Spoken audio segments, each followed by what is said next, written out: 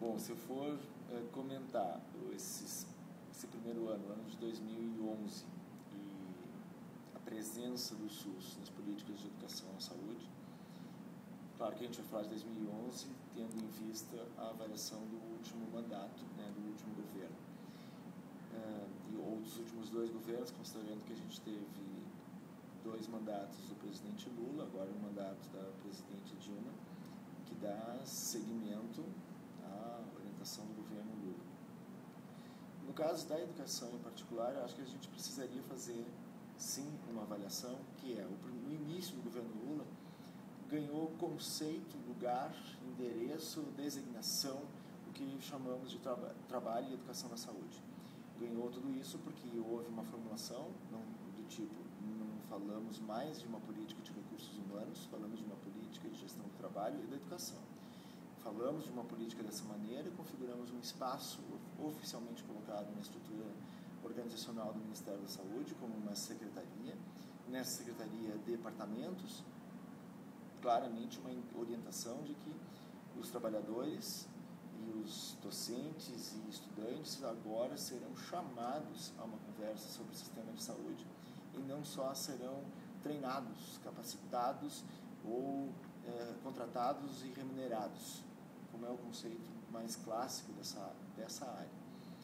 Essa agenda, ela se abre, ela é longa, essa agenda ela é grande. Em 2003, eu digo que ela é grande porque ela envolveu como estabelecer diálogo com estudantes, como estabelecer diálogo com a universidade, como estabelecer disparadores para mudança na graduação, tendo em vista, no mínimo, a implementação das diretrizes curriculares de uma maneira crítica, não é implementar as diretrizes curriculares como se fosse um instrumento normativo, do tipo, foram aprovadas, agora nos cabe implantar.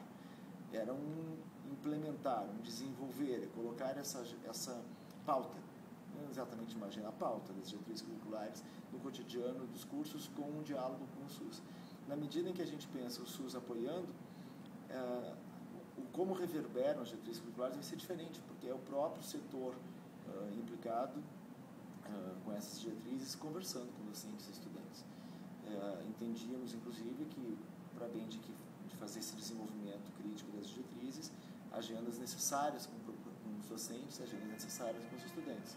Com estudantes foi versus, com docentes foi formação de ativadores de processo de mudança na graduação. Mas além desse componente, o componente de educação permanente, a rede de serviços, constituição da rede escola.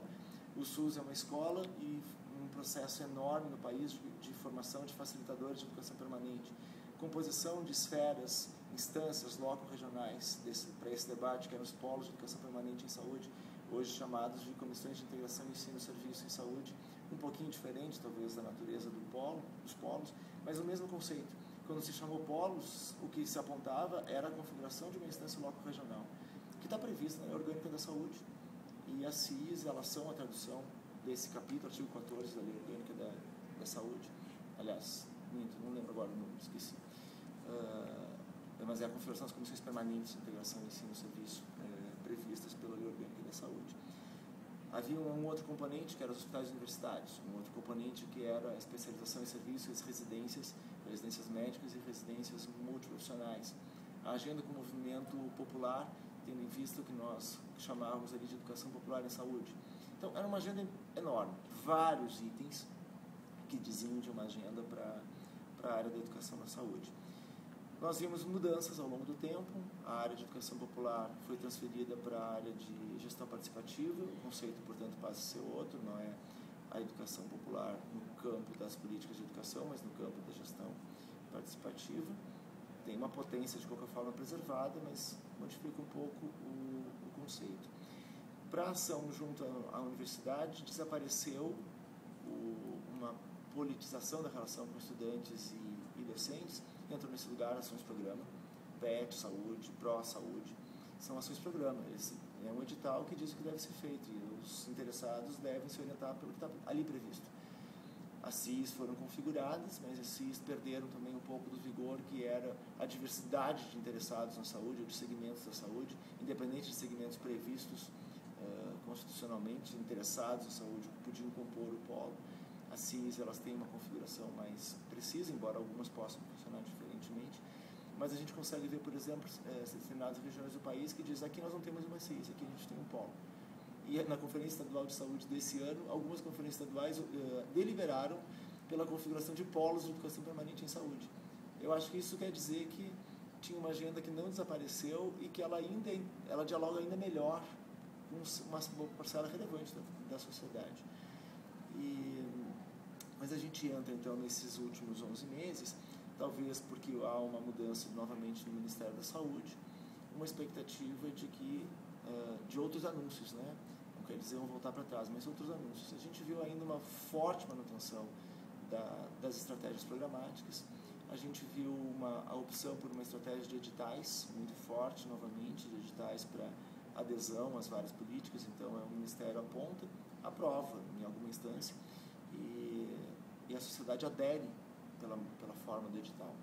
Essa não é uma forma que potencializa uma CIS, que potencializa o espaço de debate local, que potencializa a crítica local. Aqueles do local que acham que está bem atender ao edital se juntam em atender ao edital. Se quiserem desvirtuar um pouquinho o edital, é uma ação interna. Não é uma ação menos politizadora, menos agregadora, menos constituidora de coletivos locais. Porque os coletivos locais, eles atendem a um processo disciplinado. Ainda ocorre, eu acho, a formação de um certo coletivo. Mas é diferente de a proposta ser ou partir exatamente da geração ou da emergência de coletivos. É um pouquinho diferente. E, sem fazer uma fala extensa, tem para mim um nó crítico, talvez o mais importante de todos, são as residências. Esse é um nó indiscutivelmente o maior. Esse nó ele atravessa dois ministérios, o Ministério da Saúde e o Ministério da Educação. A gente disse claramente na Orgânica da Saúde que as residências deveriam estar ligadas diretamente ao Conselho Nacional de Saúde, de modo que elas respondessem a um conceito de trabalho no SUS. E hoje as residências caminham numa direção burocratizadora ou de uma regulamentação administrativa da educação, de uma regulamentação técnica ou tecno-burocrática da educação. Isso é um prejuízo para as políticas públicas de saúde. Eu entendo que quando uma prefeitura, uma Secretaria Municipal de Saúde propõe uma residência, isso tem que ser valorizado e apoiado e desenvolvido. Quando serviços se organizam para propor uma estratégia de formação em serviço para profissionais de saúde, isso tem que ser apoiado, essa é uma aposta que vale a pena. Então, quando o SUS coloca recursos de bolsa ou recursos de investimento para implantar um programa, ele faz uma aposta que formar-se no SUS é relevante, e o SUS é formador. E não se trata de um especialismo, se trata de um trabalhador engajado no SUS. Então, não é um conceito de especialidades, não é um conceito de regulação burocrática ou tecno-burocrática da educação. Esse nó a gente vai ter que superar. Espero que o 2012 nos permita atravessar esse debate, porque hoje municípios começam a se reunir, nos municípios começam a haver reuniões para discutir residência, nos estados as reuniões vão diminuindo os intervalos de discussão para apontar esse tema. A gente precisa que escolas de saúde pública coordenem residências, a gente precisa que cidades, secretarias municipais de saúde ou escolas de saúde pública dos municípios coordenem residências. Então, essa é uma agenda que precisa ser retomada no âmbito do SUS e dos condutores do SUS. Essa agenda precisa, de fato, ser revista e produzir um engajamento nacional que eu digo compromisso mesmo com o SUS no país.